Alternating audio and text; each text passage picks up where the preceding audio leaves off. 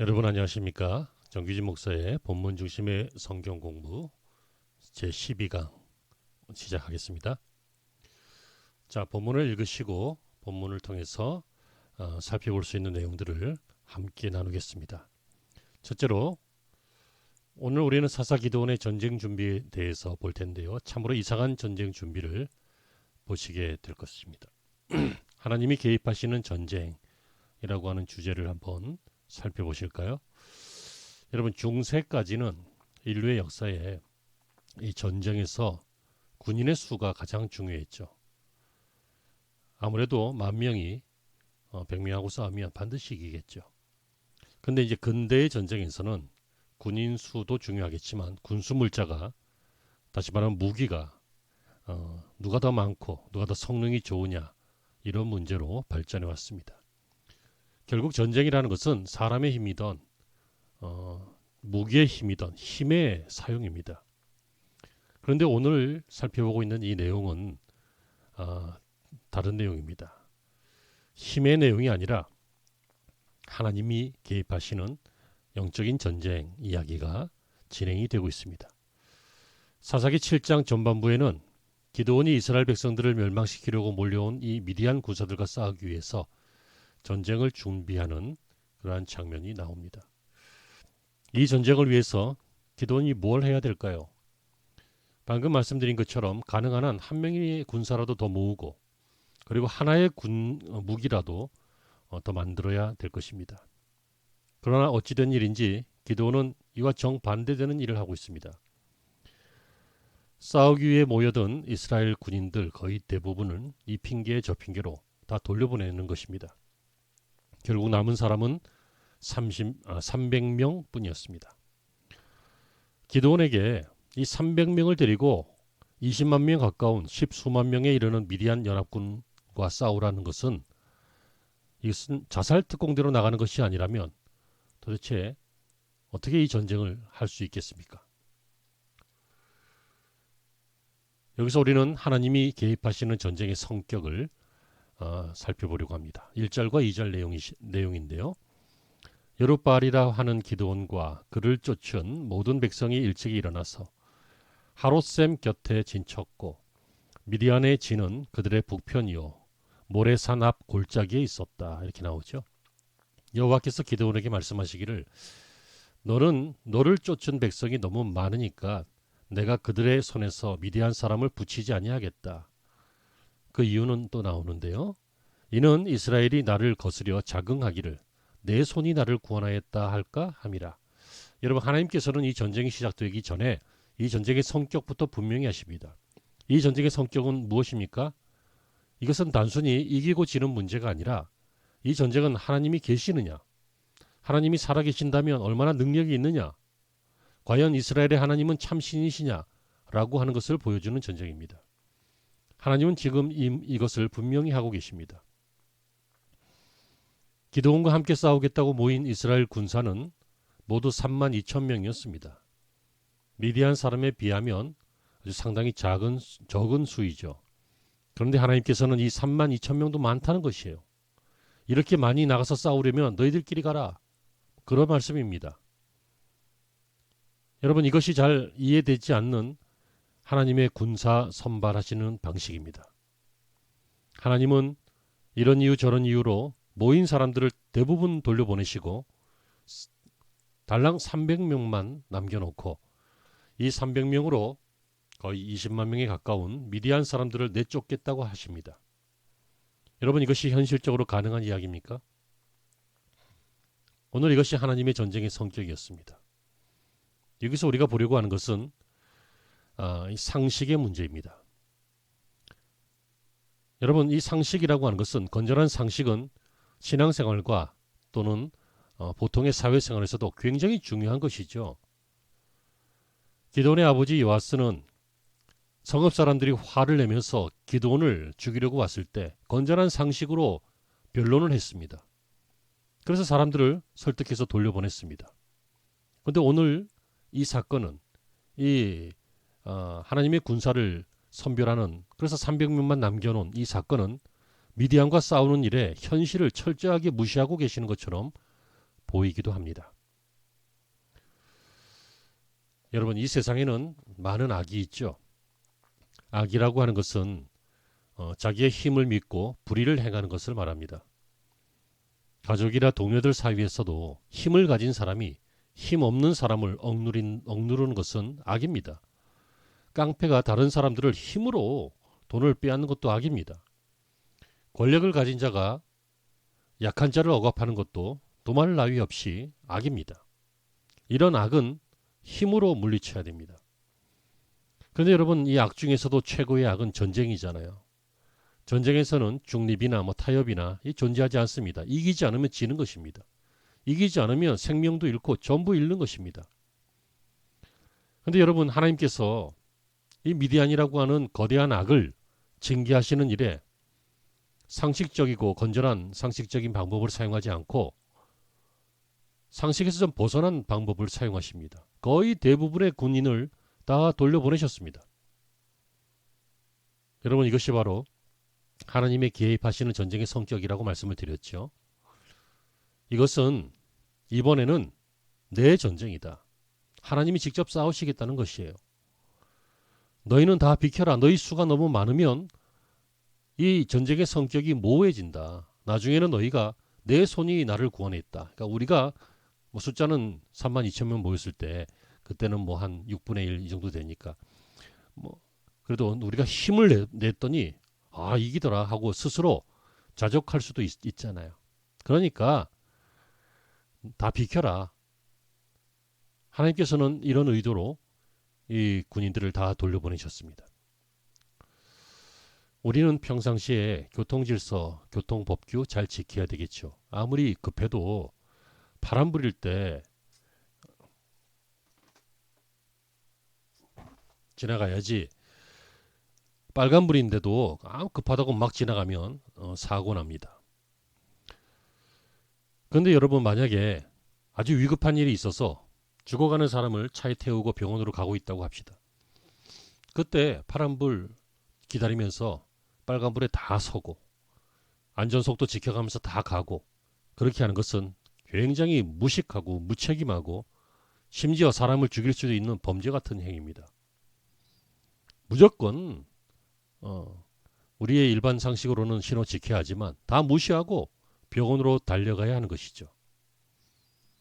여러분, 이것과 마찬가지로 신앙생활 할 때 또 우리의 일상생활에서 우리는 철저하게 상식적인 선에서 생각해야 합니다. 이것이 상식으로 말이 되느냐, 합리적이냐, 안 믿는 사람들이 보기에도 말이 되는 것이냐, 이게 굉장히 중요합니다.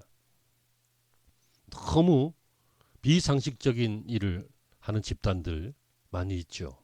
이단이라든지 아주 독특한 세력들이 있습니다. 여러분, 그러나 절대로 상식을 사용해서는 안 될 때가 있습니다. 언제입니까?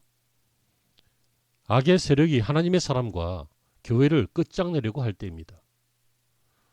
여러분, 이때는 악의 세력이 절대적인 힘으로 공격해 오기 때문에 살아날 가능성이 없습니다. 이때는 하나님이 일어서실 때입니다. 이때는 사람을 모으거나 돈을 모으거나 방법을 찾는다고 해서 절대 이기지 못합니다.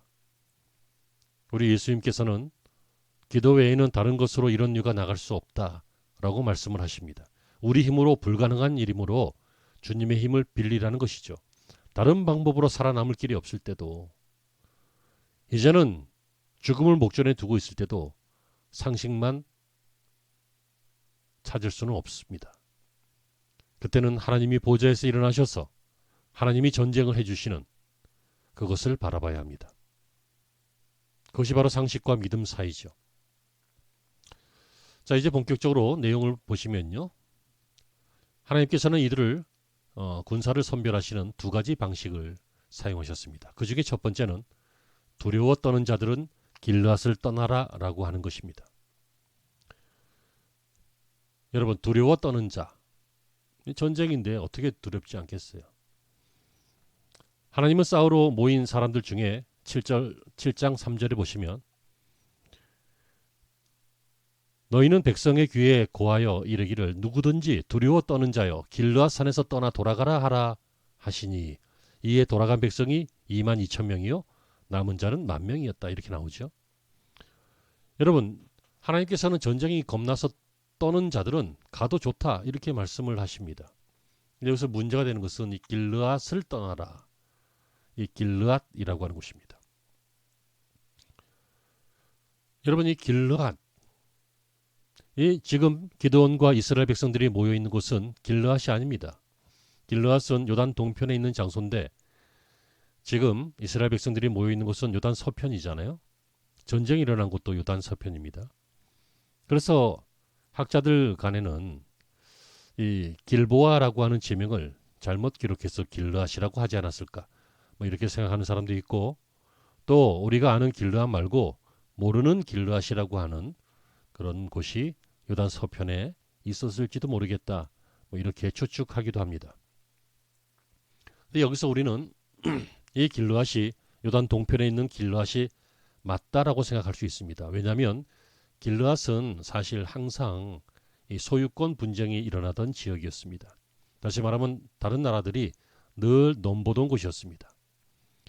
이 길르앗 땅을 뺏기면, 요단 동편을 뺏기면 요단 서편에 있는 이 가나안 본토까지도 위태롭다라는 것을 의미합니다. 그러니까 이스라엘 백성들은 마음속으로는 어떻게 해서든지 길르앗을 지켜야 한다라고 하는 어떤 강한 의지가 있었습니다. 우리가 독도를 지키듯이 말입니다. 자, 하나님께서는 전쟁이 겁나는 사람은 길르앗을 떠나라라고 말씀하신 것은 사실 그들의 마음을 떠보는 시험이었습니다. 지금 이 전쟁이 어떤 전쟁입니까?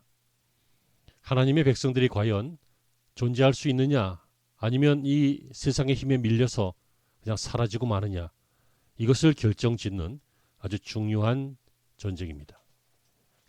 이 전쟁은 싸우고 싶으면 싸우고 싸우기 싫으면 그만둬도 되는 그런 전쟁이 아니었습니다. 우리가 예를 들어서 뭐 이웃하고 주차 문제로 충돌이 일어났을 때 뭐 굳이 싸울 필요 없습니다. 뭐 그 아저씨가 우리 집 앞에 세우겠다, 뭐 고집 부리면 뭐 다른 곳을 찾아 세우든지 아니면 뭐 관리소에 문의하면 됩니다. 뭐 그런 싸움에서 뭐 끝까지 싸워서 이겼다고 뭐 나라에서도 상도 안 나옵니다. 그러나 여러분, 내 앞에서 내 아내를, 내 자녀를 누가 잡아가고 있거나 뭐 해를 끼치고 있다고 해봐요. 여러분, 이것은 그만둘 수 없는 싸움입니다. 여러분, 이것은 옆에 사람이 싸우지 마요 하고 말려도, 아니면 아내가 죽거나 아이가 다치거나 그런다면 이거 포기하면 안 되죠. 죽든지 까무러치든지 뭐 무슨 수를 써서라도 가족을 찾아와야죠. 그렇지 않습니까? 남편들이요?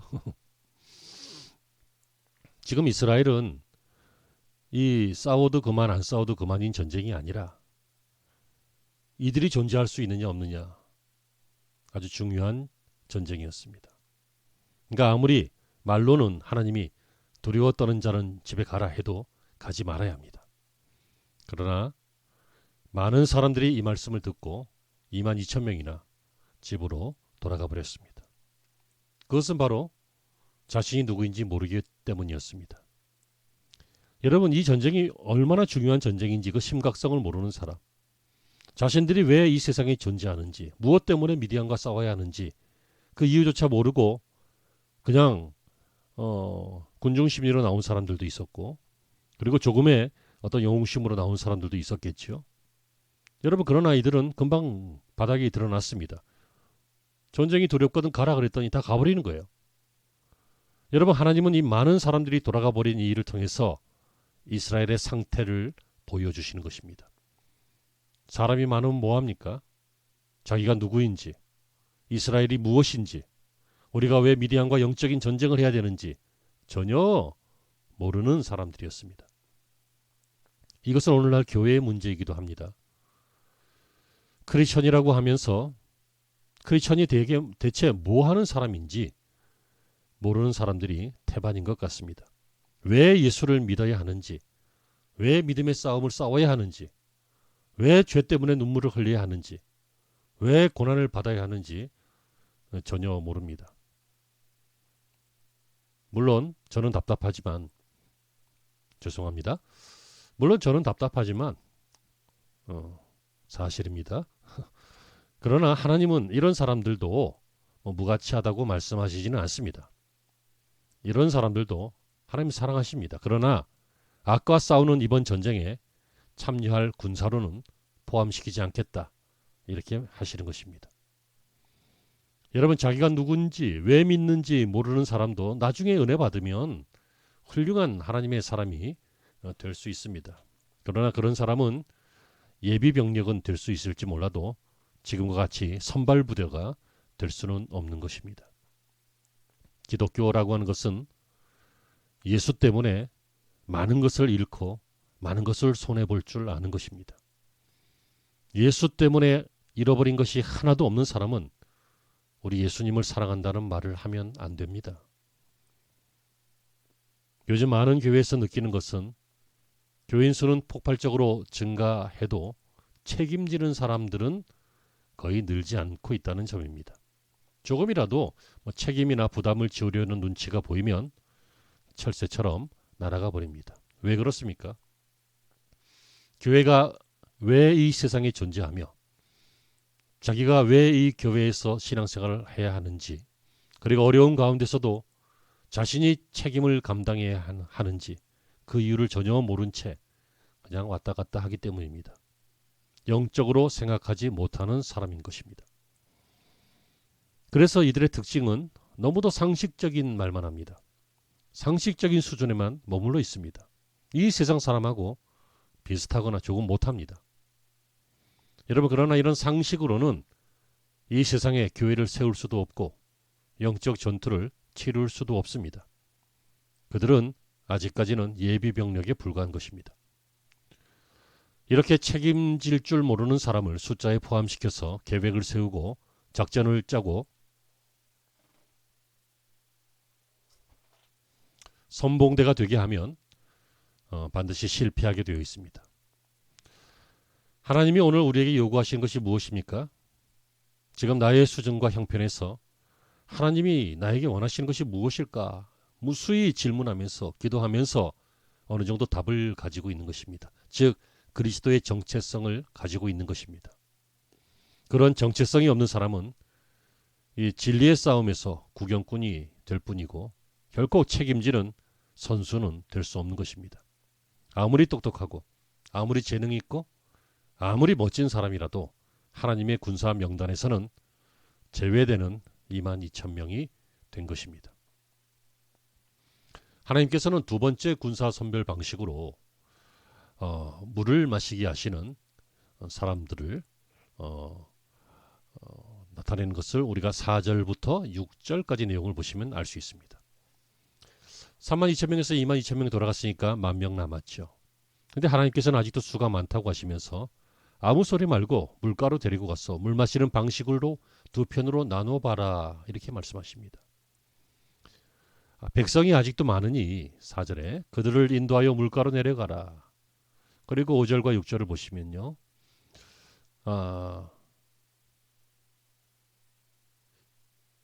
여호와께서 기드온에게 이르시되 무릇 개에 핥는 것 같이 그 혀로 물을 핥는 자는 너는 따로 세우고 또 무릎을 꿇고 마시는 자도 그같이 하라 하시더니 손으로 움켜 입에 대고 핥는 자는 300명이고 그 외의 백성들은 무릎을 꿇고 물을 마셨다.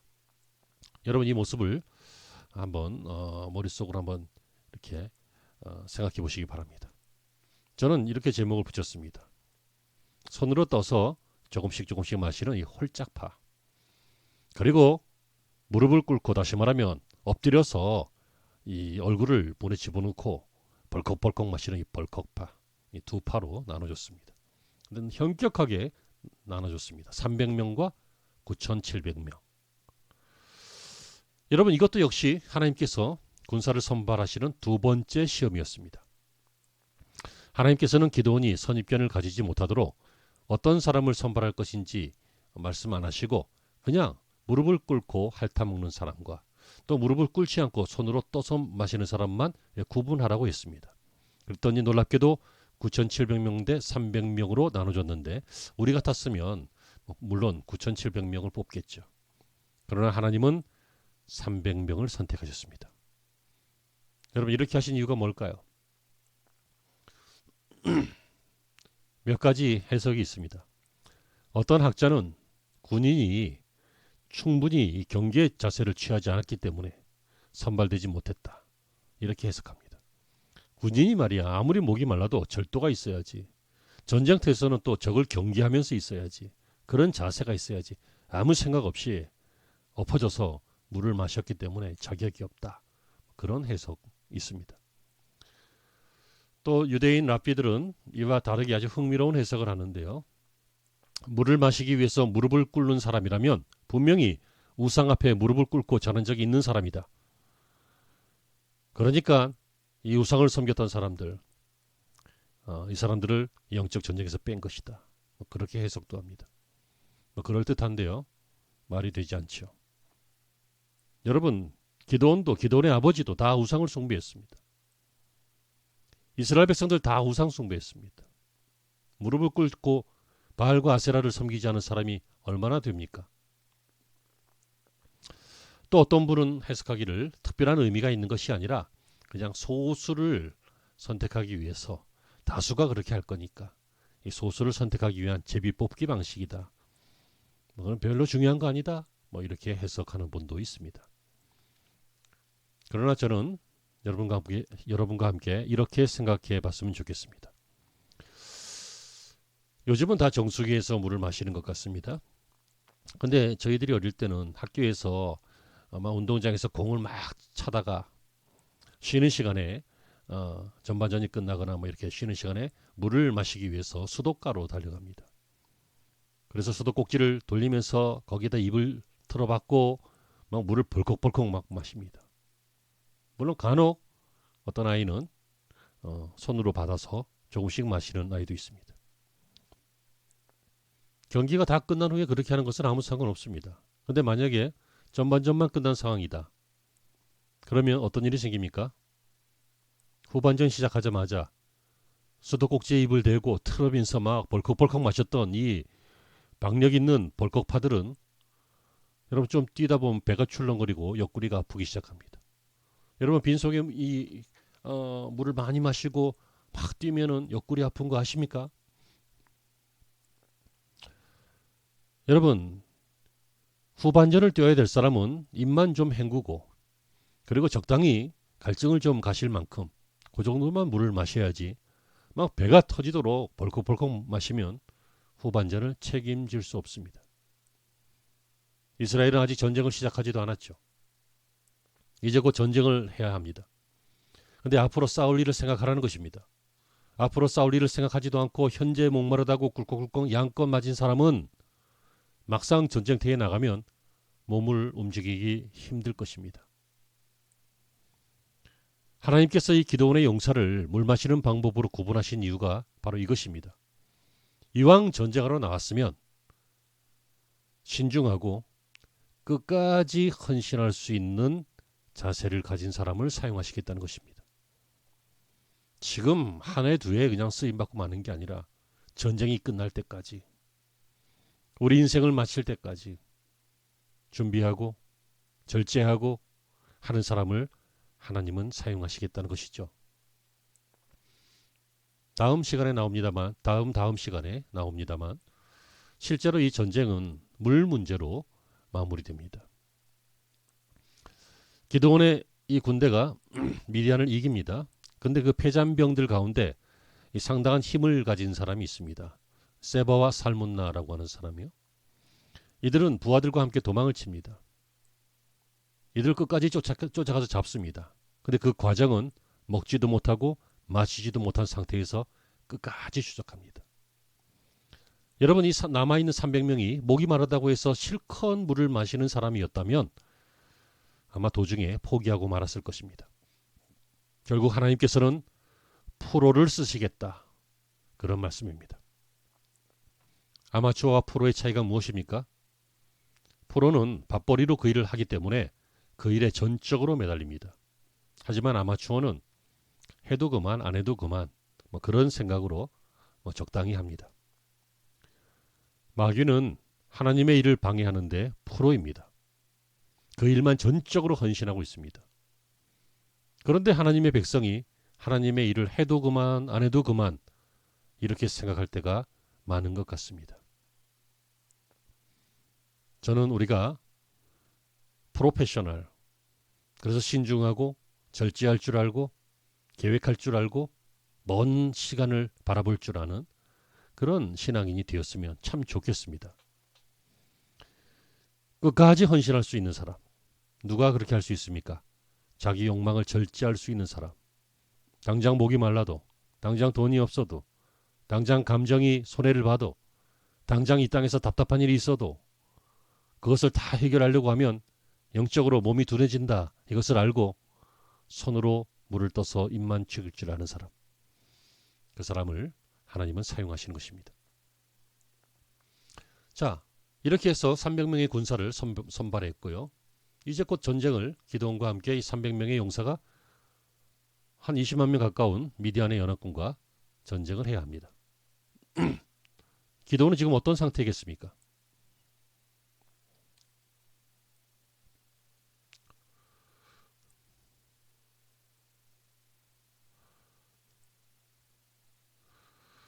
기드온은 아무리 하나님의 명령이라고는 해도 자기 눈앞에서 대부분의 사람들이 돌아가고 달랑 300명만 남았을 때 그도 사람이었기 때문에 하나님이 하시는 일을 이해할 수 없었고 낙심도 좀 됐고 자포자기하는 마음도 생겼을지 모르겠습니다. 하나님 도대체 왜 이러세요? 무슨 계획이신데 이러세요? 이 전쟁 난 못하겠어요 하고 사표내고 싶었을지도 모르겠습니다. 우리도 신앙생활 하다가 상황이 비상식적이면 사표내고 싶지 않습니까? 그런데 그때 하나님께서는 기드온에게 9절과 11절에서 이렇게 말씀하십니다. 이 밤에 여호와께서 기드온에게 이르시되 일어나 내려가서 적진을 치라.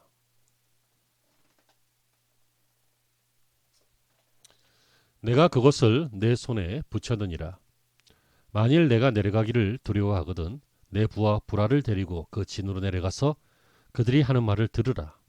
그 후에 내 손이 강하여져서 능히 내려가 그 진을 치리라. 여러분, 지금 기드온의 머리는 하나님의 이 말씀과 계획에 동의합니다. 하지만 현실은 자꾸만 불신앙의 기운이 생겨나는 것입니다. 이게 도대체 뭐 하는 일이지? 어떻게 300명으로 십수만 명의 사람들과 싸우라는 거야? 차라리 가서 죽으라고 하지. 뭐 이런 불신앙과 뭐 분노와 답답함이 자꾸 솟아오르고 있습니다. 그때 하나님이 하신 말씀입니다. 내려가서 그들이 하는 말을 들어봐라. 기드온이 적진에 내려갔다가 정말 큰 하나님의 위로를 받게 됩니다. 근데 먼저 확인한 것은 이 전쟁이 정말 장난이 아니라는 것이죠. 11절부터 보시면요. 기드온이 이에 그 부하 보라를 데리고 군대가 있는 진까지 내려간 즉 미디안 사람과 아말렉 사람이 그리고 동방의 모든 사람이 골짜기에 누웠는데 메뚜기의 중다함 같고 그 약대의 무수함이 해변의 모래가 수다함 같으니라. 여러분, 이 싸워야 할 이 대상들을 보니까 얼마나 많은지 아주 막 기가 죽을 만큼 그랬어요. 그런데 중요한 것은 한 미디안 군인이 자기 친구에게 꿈 얘기하는 것을 통해서였습니다. 13절 이하에 보시면 기드온이 그곳에 이른즉 어떤 사람이 그 동무에게 꿈을 말하며 이르되 내가 한 꿈을 꾸었는데 보리떡 한 덩이가 미디안 진으로 굴러 들어와서 한 장막에 이르러 그것을 쳐서 무너뜨려 엎어뜨렸더라. 그랬더니 그 동무가 대답하여 가로되 이는 다른 것이 아니라 이스라엘 사람 요아스의 아들 기드온의 칼날이라. 하나님이 미디안과 그 모든 군대를 그의 손에 붙였느니라 하더라. 여러분, 이 적군들이 서로 대화하는 내용입니다. 한 사람이 꿈꿨는데 보리떡이 들어와서 우리를 막 진을 다 때려 부수더라. 그때 그걸 듣던 다른 동무가 그것은 기드온의 칼날이야. 뭐 이런 얘기합니다. 여러분, 여기서 중요한 것은 이 보리떡이라고 하는 것이죠. 기드온이 이 말을 들었을 때 가슴이 뭉클했을 것 같습니다. 보리떡, 떡 중에서도 맛도 없고 볼품도 없는 사랑받지 못하는 서민의 떡, 보리떡. 이 보리떡이 바로 기드온입니다. 이것은 기드온의 자의식 속에 자리 잡고 있는 그의 자아삭입니다. 기드온은 늘 자기 자신을 별 볼 일 없는 보리떡 같은 사람이라고 생각했습니다. 이 보리떡을 우리식으로 표현하면 뭐가 있을까요? 개떡 같은 거 있을까요? 그래서 우리는 기분 나쁜 일 있으면 개떡 같다 이렇게 불평도 하고 그러잖아요. 여러분, 그런데 이 그리스도인이 보리떡입니다. 개떡입니다. 하나님은 그들을 교만하게 놔두지 않으시고 하나님 앞에 무릎 꿇게 하기 위해서 어떤 중요한 부분들을 고장나게 하신, 그래서 이 세상 사람들하고 똑같이 살지 못하게 하시는 사회적인 장애가 있는 사람으로 만드십니다. 어떤 사람은 공부를 못하게 하시고, 어떤 사람은 결혼을 시키지 않으시고, 또 어떤 사람은 자녀에게 문제가 있게 하시고, 또 어떤 사람은 병을 갖게 하시고, 물론 그들은 마음속에 하나님이 주신 기쁨이 있습니다. 구원의 확신도 있습니다. 그러나 사회적으로 교만해지지 않고 겸손하게 살기 위해서 이 주신 가시들이 있어서 완전히 사회적으로는 문제가 좀 있고, 세상 사람들이 볼 때에는 좀 하자 있는 사람, 한마디로 보리떡, 개떡 같은 그런 사람이 그리스도인이다라고 볼 수도 있습니다. 내가 과연 이 세상에서 저 사람들처럼 저렇게 잘 살 수 있을까? 이것이 바로 보리떡의 문제고 개떡의 고민입니다. 여러분, 사람이 은혜 받을 때가 언제입니까? 자기가 이 마음속에 깊이 감추어 두었는데 말씀이 그 깊이 감추어 두은 부분을 건드리면 눈물이 나고 마음이 열리고 은혜가 됩니다. 어느 날 하나님의 말씀이 그 깊숙한 곳에 들어가서 아무도 모르는 이 보리떡 같은 나를, 이 개떡 같은 나를, 이 나의 상처를 건드리고 위로하실 때 마음이 열리면서 은혜 받게 되어 있습니다. 기드온이 은혜 받은 것은 막 큰 용사여 할 때가 아니라, 두려워 떠는 자는 길앗을 떠나라 하셨을 때가 아니라, 이스라엘 사람들을 물가로 데려가서 벌컥파와 홀짝파로 갈라놓아라, 그때 은혜 받은 것이 아니라, 그때는 막 답답했고 화만 났지만 이 수많은 미디안 사람들이 진을 치고 누워있는 광경을 보면서 의기소침했지만, 그런데 그의 마음을 활짝 열리게 만든 것은 적군이 서로 나눈 대화 속에서 보리떡이 들어와서 우리를 다 쳤다, 이것은 기드온의 칼날이었다 라고 하는 그 보리떡이라고 하는 단어, 그 단어가 그에게는 큰 은혜가 되었습니다. 여러분, 우리도 기드온과 같은 깨달음과 은혜가 있기를 바랍니다. 그것은 바로 하나님은 보리떡 같은 나를 사용하신다 라고 하는 것입니다. 세상 사람들이 우리를 보리떡 취급하고 또 개떡 취급해도 여러분, 그 보리떡이 미디안을 이깁니다. 자, 지금까지는 확신이 없었던 기드온이 이 대화를 듣고 마음이 뜨거워지면서 모든 의심과 모든 두려움이 사라지고 하나님이 자기와 함께 하신다는 강력한 확신이 생겼습니다. 또 하나의 단어는 칼날이죠. 보리떡이 들어왔다라고 했더니 옆에 있던 동무가 그것은 요아스의 아들 기드온의 칼날이다 이렇게 말합니다. 무슨 얘기입니까? 기드온은 스스로 아무것도 할 수 없는, 미디안에게 여러 해 동안 압제당하면서 살아왔던, 그래서 자기 자신을 별로 가치 있게 생각하지 못했던 그런 보리떡 같은 사람이라고 자기는 자기의 자아상을 그렇게 여겼는데, 미디안 사람들의 의식 속에는 기드온이 여호와의 칼날로 인식되었다는 것입니다. 아마 이러한 인식은 기드온이 이 바알의 제단을 부순 일에서부터 시작된 것 같습니다. 가나안 땅에서 어느 민족도 이 바알의 제단을 부순 적이 없었습니다. 그런데 히브리 사람 기드온이 바알의 제단을 부셔버렸고 아세라상을 찍어서 불태워버렸습니다. 이 일이 있고 난 후에 여룹바알이라고 하는 이름을 얻었잖아요. 바알을 깨는 자다, 치는 자다, 바알과 싸우는 사람이다. 그래서 많은 사람들, 가나안 사람들뿐만 아니라 이방 사람들까지, 그 주변 사람들까지도 이 기드온은 엄청난 사람이다 라고 하는 소문이 퍼졌던 것으로 보입니다. 그렇지 않고서는 이들이 어떻게 그것은 여호와의 칼날, 기드온의 칼날이다 이런 말을 하겠습니까? 그러니까 그리스도인들은 이 세상에서 겸손하고 교만하지 않고 말씀대로 살기 위해서 손해보는 것이 많고 낮아지고 어떨 때는 막 일도 안 풀리고 하는 보리떡 같은 인생인 것처럼 보이지만 그 보리떡이 하나님의 손에서 쓰임받을 때는 세상 사람들은 칼날처럼 본다는 것입니다. 우리는 거울을 보면서 예수 믿느냐고 참 갈등하면서 거울아 거울아 참 너도 내가 한심하지 나도 내가 한심하다 뭐 이런 생각할 때 있을 것입니다. 그런데 다른 사람들은 그렇게 영적인 고민을 하고 있는 우리를 믿음으로 살기 위해서 희생하고 있는 그리스도인들을 칼날 같은 인상을 받습니다. 불의를 참지 않는 사람, 진리를 사수하는 사람, 진리를 위해서라면 손해도 볼 줄 아는 사람, 뭔가 자신들과는 삶의 결이 다른 사람, 그리스도인들이구나. 저희들은 칼날 같다. 이런 생각을 세상은 한다는 것입니다. 좀 아쉬운 것은 우리의 상황이 칼날이 많이 무뎌졌다고 생각합니다. 이런 칼 같은 인생들을 많이 못 보고 오히려 교회 안에서도 칼날 같은 사람들을 상식적으로 살아 뭐 이렇게 폄훼하는 경우가 있는 것 같습니다.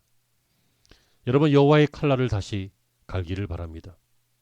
우리는 영적 전쟁을 위해서 이 칼을 들고 싸워서 이겨야 할 하나님의 사람들입니다. 자, 오늘 내용은 여기까지이고요. 오늘 본문을 통해서 알 수 있는 몇 가지 결론을 보시겠습니다. 첫째는 건전한 상식으로 살자. 그러나 신앙 문제, 생명 문제에서는 상식이 아니라 믿음으로 살자. 믿음으로 죄와 악과 싸우라. 이것을 알 수 있고요. 그리고 두 번째는 절제하는 인생이죠. 자신을 절제하라. 하고 싶은 것을 다 하면 헌신할 수 없습니다. 하고 싶은 것을 절제하는 사람만 끝까지 헌신할 수 있습니다. 마지막으로 우리는 보리떡입니다. 그런데 동시에 연약해 보이지만 강력한 칼날입니다. 중요한 것은 세상 사람들처럼 강력한 것이 아니라 세련된 것이 아니라 재미있는 것이 아니라 행복한 것이 아니라 세상 사람들처럼 그런 삶의 목표를 갖는 것이 아니라 그냥 보리떡 그대로 내 모습 그대로 칼날로 쓰임받는 것 그것이 성도의 삶이다라고 하는 것을 알 수 있습니다. 자, 오늘도 말씀을 통해서 본문이 잘 이해되어지고 또 은혜가 되었기를 간절히 소망합니다. 다음 시간에 다시 만나 뵙겠습니다. 다음 시간까지 평안하십시오. 샬롬.